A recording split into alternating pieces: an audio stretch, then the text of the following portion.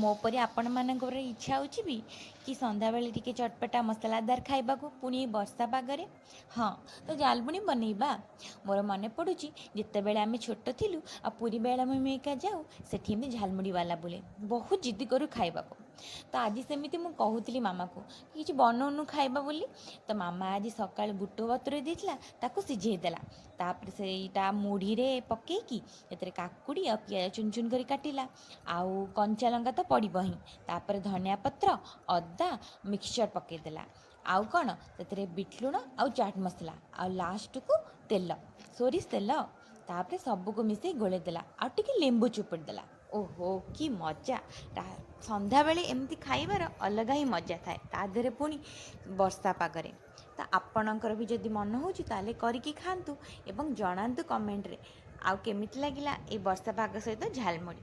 ରହିଲି, ନମସ୍କାର।